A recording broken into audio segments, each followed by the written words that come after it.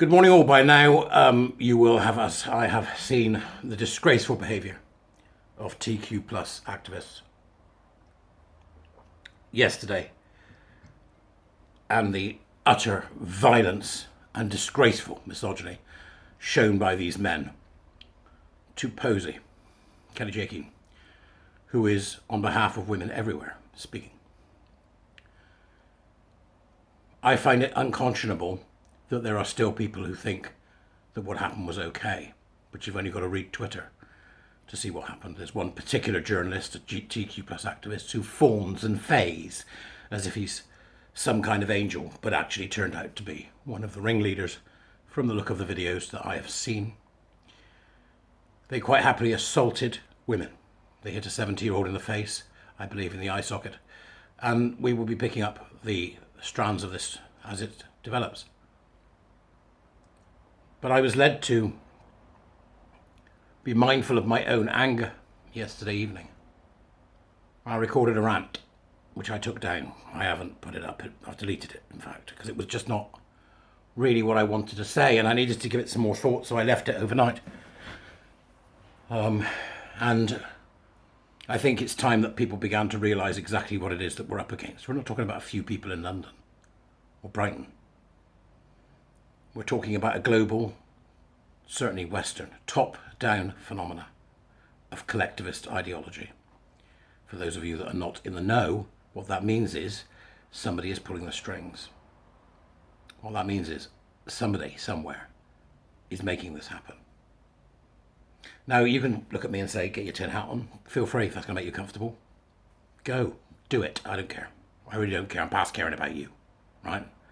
What I care about now is that we need to organise as gay men. And the first thing that we need to do is to find out who's the gay men that are understanding or know of this and would like to help to stop what happened from ever happening again, and to ensure that women can speak wherever they wish, at any time. We need to find out the gay men who are willing to fight for free speech and for what is right, and the gay men that aren't. We need to find out the gay men who are willing to fight and publicly make a declaration that they will do so because their same-sex attraction is being undermined by gender ideology. According to gender ideology, women are simply wholes and biological parts to be used. Women are something that conveniently gives men a template from which to perform their femininity. Women become secondary to men. Get your head around that.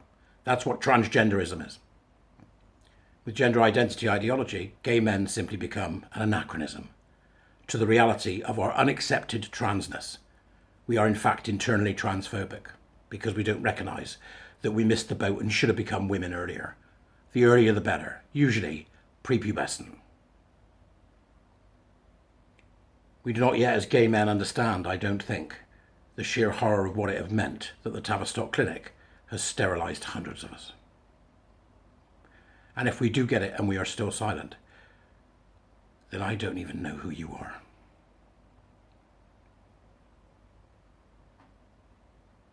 This type of occurrence brings out in us anger, the need for emotional release, the need for displaying our horror at what happened yesterday.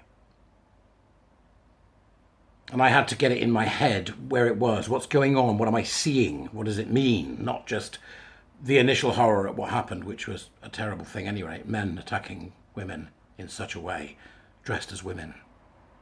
It's pure horror show, isn't it? Pure horror show. It's Dressed to Kill. It's Angie Dickinson in the lift. It's pure horror show. The misogyny of the male. The homophobia of gender. It's pure misogyny. It's all there. It's only time now before something else happens. We've had some windows smashed in the village that displayed the trans flag. Come on, guys. The time for being nice is over. The time for me waiting for you to get sorted is over. It's the time for you to speak up and to get involved.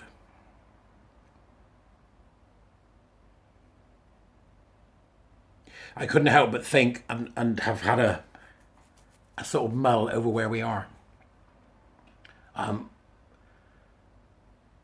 I teach the idea that sometimes you have to be dispassionate. You've got to stand away from it. You've got to look above it. And I was trying to think about parallels that can inform us where we are, and the only parallel that we can really get from this is that it's suffragette. And it is the original fight. Women are having to go back for the original fight. They've even brought back the urinary because there are now toilets that are gender neutral, which should not exist, by the way. That are gender neutral, that mean that women can't go out in public. It's the urinary it's the men again, see. On the other hand, we also have the problem with them declaring homosexuality to be the thing that's wrong, and that actually we haven't accepted our transness. It's the men again, isn't it? It's going back in time.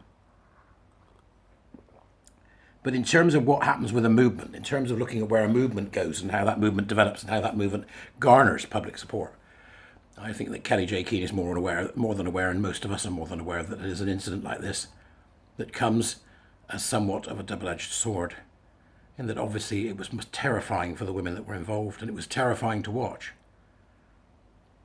But it's shown their colours. And like the very worst of life, there's no winners really. It's taken this to get perhaps a bit more exposure, and people will now begin to see this awful transgender and queer movement for exactly what it is. Misogynistic, violent, homophobic, bereft, sexless, lacking intelligence, unable to do art, completely bound by its own ideology. There was a scene in the film Gandhi. It was an extraordinary scene where Gandhi went to make salt and he took the people with him. It was in defiance of the law that said that they weren't allowed to make salt at the shores of the sea. And they walked towards the salt mines, and they did it in pairs. And as they got to the doors of the salt mines, the men that were guarding the salt mines would smack them with clubs and hit them to the ground. And they would then be dragged off, and waiting at the side of the salt mine entrance were women with tables filled with medical supplies. And they kept walking for hours and hours straight towards these men, who would then beat them down, and the women would then put their wounds right, and off they'd go and get to the back of the queue again. That's resistance. And I bring that parallel up not to say that this is the same in any way in terms of its size and in terms of its horror, because it's not. Nobody's doing that kind of thing. Nobody. But it's culturally the same. It's culturally the same.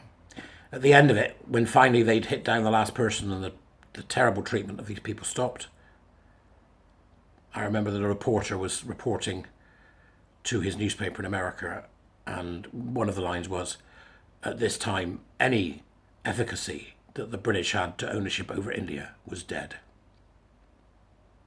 Their brutality had done for them. Gandhi's no violence policy had worked. Now, I'm not saying that we ever would be in such a situation now, which it is itself, I think, progress. For us, progress for us. It's not for others, things are worse than they ever were in India. But it's progress for us. But it's time that we recognised what this is. Call it out for what it is. Middle class. It's a middle class thing, isn't it? Middle class movement. You know, kids with too much time, women with too much time, men that want to be virtuous. These people need to be called out, because it's far too often I see most of the attacks are not coming from women, they're coming from trans women, men in other words, right? Okay, men, trans women, men, and other men. And too often I see in the headers of these men's profiles, or in their information about who they are when you look, doctor. You see it, professor. Every time. Journalist.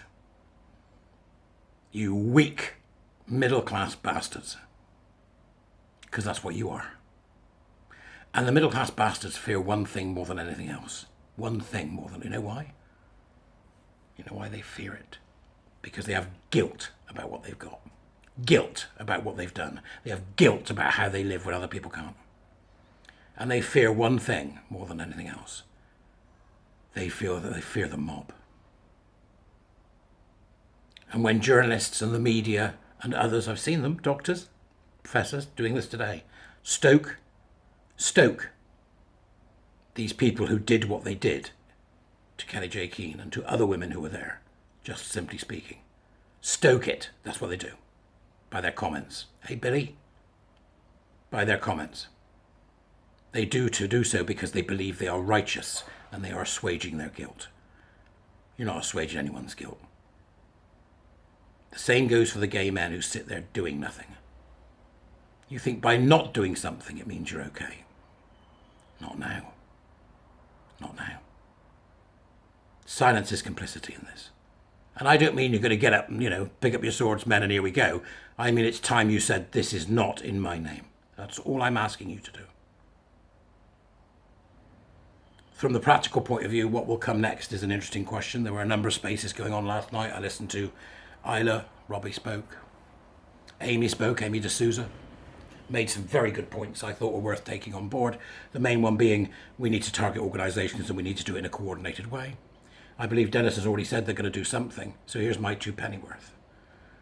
We can't do anything until we know who we are and where we are. And the first thing we need to do is to construct a database of gay men. I'm making this specifically about gay men. Of gay men with who they are. Where are they in the country? How can they be contacted? What is their email address?